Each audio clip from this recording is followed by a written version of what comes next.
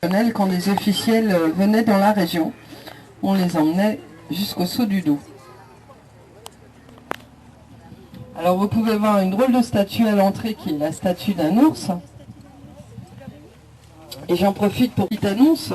Mesdames ou messieurs, si vous avez un ours que vous souhaitez laisser dans la caverne de l'ours, eh bien, il suffit de nous en faire part et nous ferons escale au retour.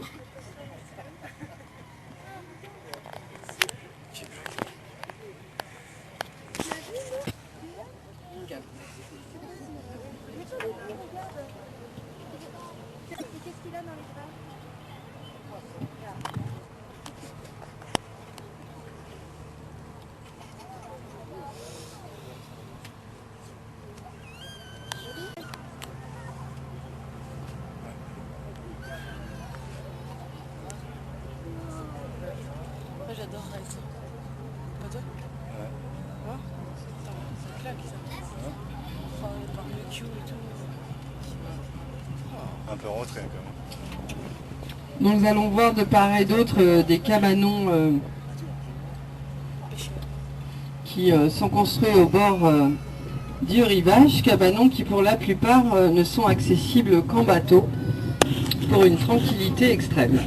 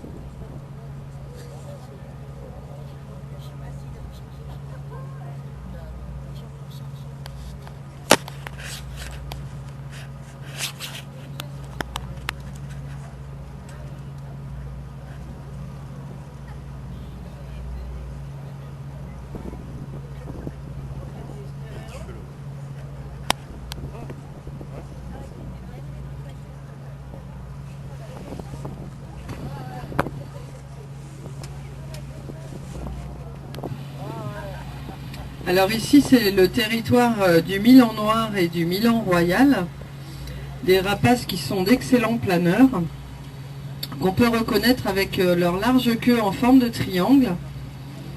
Et le Milan royal a des plumes blanches sous les ailes.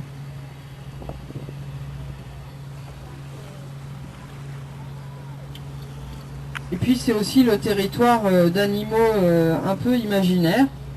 Et si vous regardez en haut de la falaise en face de nous, le dernier rocher à l'extrémité gauche, eh bien on l'appelle le rocher du Sphinx.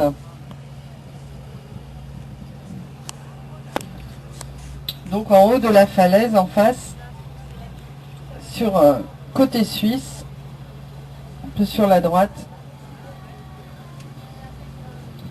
ce dernier rocher sur la gauche. Alors côté suisse, on y voit plutôt la tête de Calvin, fondateur du calvinisme.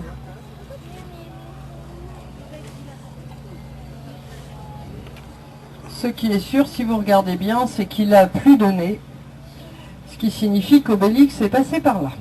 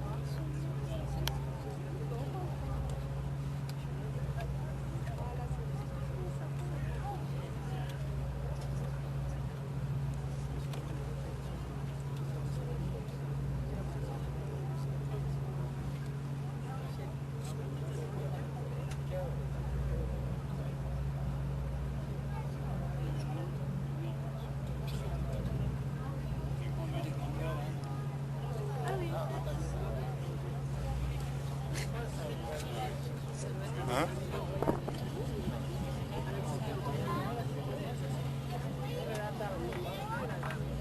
Ah oui, d'accord, regarde. Oh, regarde.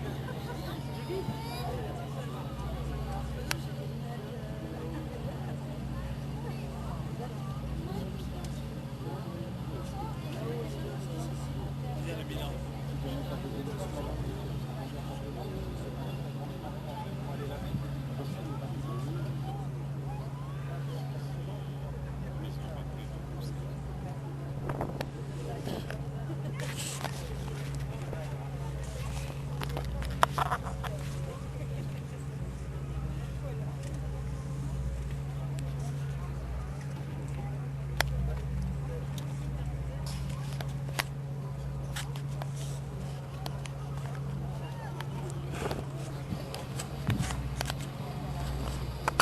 Nous sommes arrivés dans le dernier bassin accessible par bateau, puisqu'ensuite eh bien, le Doubs se transforme en torrent pour faire une chute de 27 mètres.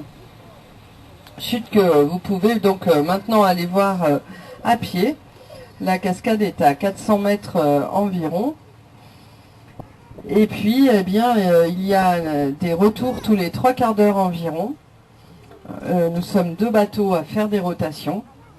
Donc nous, notre retour sera dans 1h30 et là il est 3h30. Donc